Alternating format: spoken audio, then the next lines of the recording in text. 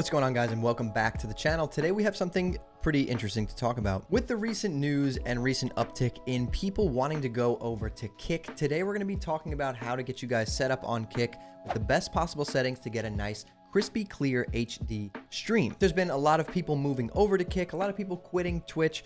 This seems to be a pretty controversial thing, but if you are going to stream on Kick or you want to get into setting up your stream, this is where you're going to figure out everything you need to know. I myself have recently just moved over to Kick from Twitch. I have nothing against Twitch. I do not hate Twitch in any way, but for me, looking at my brand as a business, this is strictly a business move. Kick is just a better place for me to be right now in terms of growing my brand. And if you're thinking the same exact thing, or you're just getting started streaming right now and you want to stream on Kick, this is going to be the video for you. For anyone who doesn't know, we put out a video at the beginning of the week announcing our move to Kick. We're pushing partner right now. We're having a great time doing it. And if you guys want to stop by and hang out with me live on Kick, it's kick.com/hammerdance. Head on over there, drop a follow, turn on your notifications in your settings so you know when I go live. But anyways, guys, without further ado, let's dive in.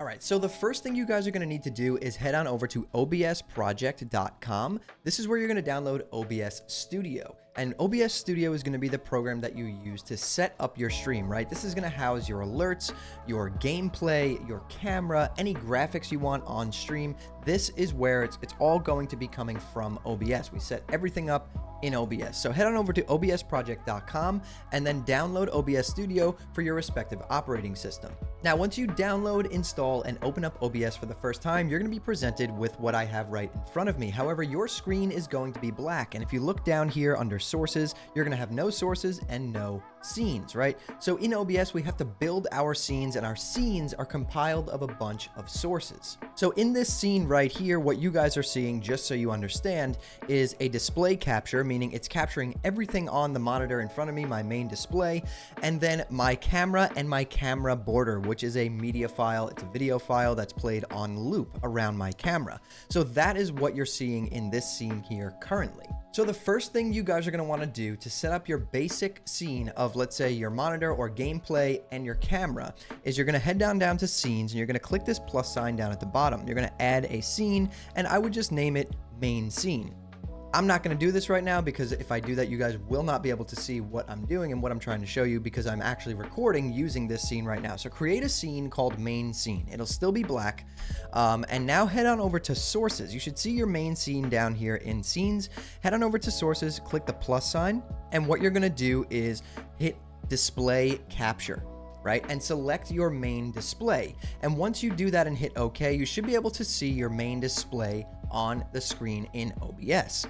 Now, once you've done that, the next thing you guys are going to want to do to add your camera, if you are adding a camera, if you're not adding a camera, you can completely skip this step.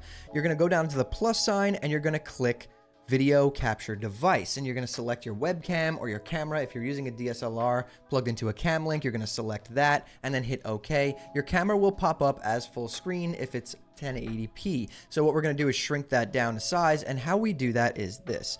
So this is my camera right here. I'm going to drag it out so you guys can see it, right? If it was bigger, it would look like this.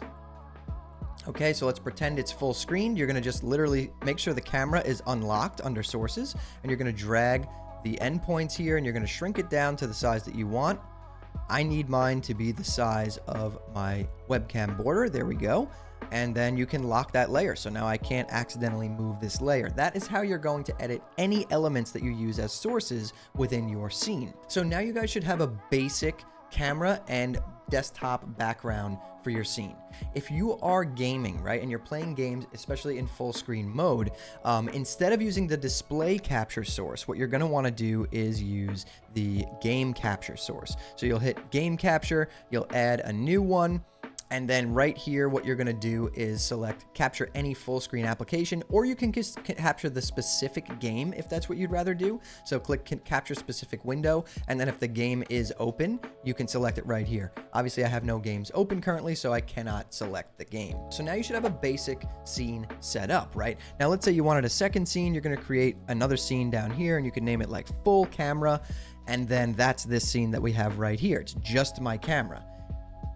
If we switch back to it, it's just my camera.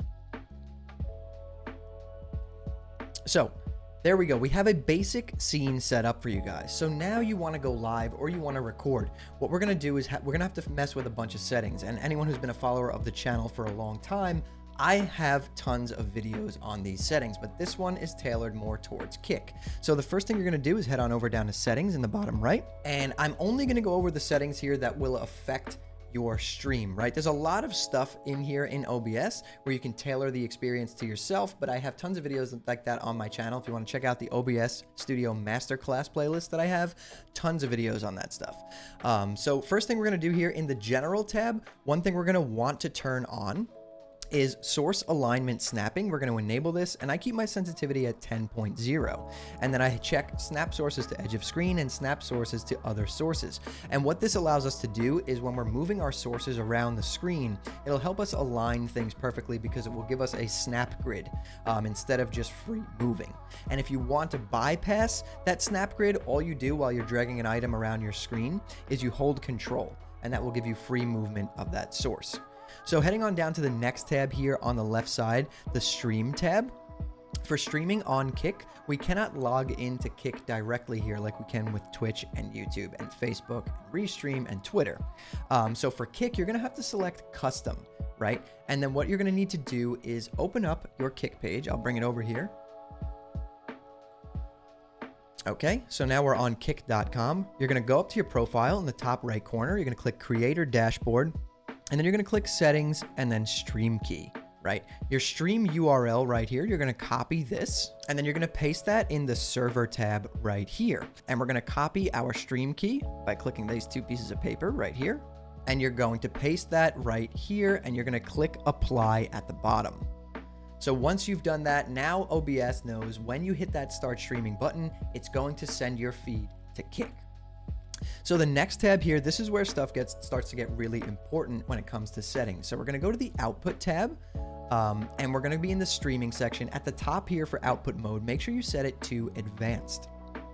That will enable us to access a lot of extra settings that are pretty important in getting your stream to look well. So under the streaming tab right here, streaming settings, we're going to be using one audio track. If you're using more than that, you're probably not watching this video because it's a little bit more advanced. So for the purposes of this video, most of you are going to be using one audio track. Your audio encoder is going to be FFmpeg AAC, or whatever your default option is. Your video encoder, this is pretty important. If you have the option, use NVIDIA HVANC H.264 and do not rescale your output at all. If you're using an AMD GPU, select your AMD option here. Do not use X264 because what the video encoder is actually going to do if you're using the AMD or the NVIDIA encoder is it's going to use your GPU to process your stream and encode, which is a lot less demanding on your PC. If you select the X264 option, it's going to use your CPU to encode, and that's going to give you a lot of problems in whatever game you're playing. You're going to be dropping frames. You're probably going to get some encoding overload errors. I have a pretty solid processor. I'm running the AMD 7800 X3D, and if I try to encode endgame at high frames with ultra settings, I do get encoding overload errors as well. So I would stop using the X264 encoder, and I suggest that everyone uses their NVIDIA or AMD counterpart, as it's just better for your PC. You'll get better frames and your stream will be really high quality. So moving down to the encoder settings down here, we want rate control set to CBR and your bit rate set to 8,000. Now this is where things start to go one way or the other depending on your PC's specs, right? So if you have an extremely powerful PC, you're going to be able to stream in really high quality, or if you're running a dual PC setup. If you don't have a dual PC setup and you have a pretty weak PC, I'm going to give you guys some options to tone down your settings to still get a really good looking stream, but not absolutely destroy your frames in whatever game it is that you're playing. So for the bitrate, like I said, we're going to go with 8K. This is determined by your internet, right? If you want to go to speedtest.net and run an internet test, if you have at least 15 to 25 megabytes of an upload speed, 8K bitrate is okay for you to use. If you have like 5, you're going to want to drop this down to like 4K or 5K. So let's move on to keyframe interval. Keyframe interval, we're going to set that to 2 seconds. And then under preset right here, most of you are going to want to start with P7, which is the best quality preset. And then if you're getting some encoding overload errors or lag, or your stream is just not looking well, or your PC is lagging really bad, you're going to drop that down to slower and then try again, and then you're going to drop down to slow and then try again. Most of you should be able to run on slow, which is a very minimal difference between P5 and P7. So don't worry about that. I know it says good quality and then best quality right here, but the difference is not as noticeable as you would think. So if you want to just save the resources right off the bat, I would say P5 is a great option to start with. Tuning, we're going to set this to high quality tuning, and your multipass mode, we're going to set this to a quarter resolution, 2 passes. I have mine set to full resolution because I'm not gaming right now and I'm actually just recording this video live for you guys. So you would set this to 2 passes, quarter resolution. That's going to be perfectly fine for most people's streams. If you have an incredibly beefy PC with tons of specs and tons of resources that aren't even being used, feel free to drop it down to 2 passes, full resolution. But again, right here, this difference is extremely minimal. This does not mean that your stream is going to be a quarter of the resolution that it would be if you selected this. It's an extremely small difference, so I would just go with quarter resolution right off the bat. Profile, we're going to set this to high. Look ahead, we're going to uncheck this, and cycle visual tuning, we're going to have this checked. GPU, set this to 0, and max B frames, set this to 2. And now we're going to head on over to the audio tab. And in here, we're going to have a sample rate of 48 kilohertz, and channel is going to be set to stereo. Make sure this is not set to mono, because if you set it to mono, what's going to happen is your viewers will be hearing sound out of one of their ears, and it's going to sound really weird. So make sure this is set to stereo. And for your desktop device, I'm using a Go XLR, so ignore my settings here. If you're not using an audio interface that mixes all your sound into one device, you're going to have this selected as default, or your gaming headphones, whatever you're listening to sound through, whatever you want your viewers to be able to hear as well. Default is a good option. If you're doing some weird mixing where you have them hearing your game sound but not your Discord, which I have a video on that on the channel as well, set this to your headphones. But for good measure, set this to default, and for your microphone, select your microphone or your gaming headset microphone, whatever you're using. Most of this stuff, scrolling down, most of you are not going to have to worry about this.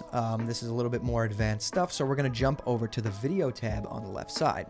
Another important tab here, guys. So your base canvas resolution is going to be what you're seeing, what you're gaming at, what your display is, right? I'm using a 1080p 240 hertz display, so my base canvas resolution is 1920 by 1080. If you're gaming in 2K or 4K, make sure your base canvas resolution is set accordingly. And then output scaled resolution, you're going to set this to 1920 by 1080 if you want a 1080 stream.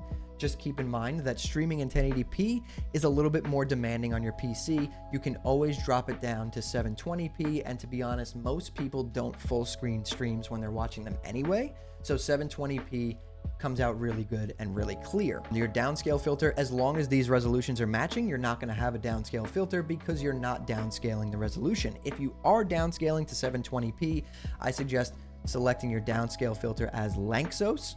And then for FPS values, if you're streaming in 60 FPS, obviously right here is where you would select that. And then this section right here is hotkeys, so you can bind some keys to functions within OBS. If you wanted to bind a key on your keyboard as your start streaming and stop streaming button, you can do that as well. Most of you know how keybinds work. We're all avid gamers here, so I'm assuming we do. And yeah, you could pretty much bind any function within OBS. You can hide or show sources or alerts and things like that with keystrokes if you don't have a stream deck. So this is a good section to do that right here. Under accessibility, nothing really important in there. Under the advanced tab, make sure your process priority is set to normal. You don't want to set this above normal, because if you do, then what happens is your PC is going to allocate more resources to OBS, which could result in you losing frames in game. So make sure this is set to normal. And then under the video tab here, you can actually copy my settings directly or leave your default settings. The only thing in here that's pretty important is I want to make sure that you guys set your color range to limited or partial. Do not set it to full. If you set it to full, everything is going to be really dark and it's not going to look well on Kick. Scrolling down here, you can add some extra stream delay if you wanted to add an extra delay. Not sure why anyone would want to do this, when you're trying to interact with your audience, but You could set that here. You can set an automatic reconnect here in case your internet connection is a little shoddy. You could set that up here. But anyways, yeah, that's really all the settings you guys are going to need. So let's switch back to full cam. Okay, so that's everything you guys need to start streaming on Kick, to download OBS, set it up, set up a basic scene, and go live. If you want some more in-depth stuff on OBS, my entire channel is focused around OBS tutorials. I have tutorials on the channel for everything. Like I said, check out the OBS Studio Masterclass playlist that I created. It's all of my OBS videos in there, so you'll be able to learn pretty much anything you need to learn about this program. I have a lot of videos in the works right now on how to set up different things for Kick streams, so stay tuned for that. If you guys enjoyed this video, hit that like button and subscribe to the channel and turn on those post notifications so you don't miss the next time I post a video. I'm going to be putting a lot of content out around this, guys, because it's a pretty big movement. A lot of people are asking me for advice, so I figured, you know what, I'm going to make an entire series on Kick streaming and how to make your stream look awesome and set up cool features and alerts and things like that. So stay tuned for that. And if you guys want to hang out with me live, I stream on kick.com/hammerdance. I'll drop a link to that in the description below. I stream Monday through Friday at 8 p.m. Eastern time. So make sure you head over there, drop me a follow, and let's hang out and chat. I can answer any questions you guys have live there as well. But anyways, guys, that's all from me. I want you to keep those hammers up, and I'll see you next time.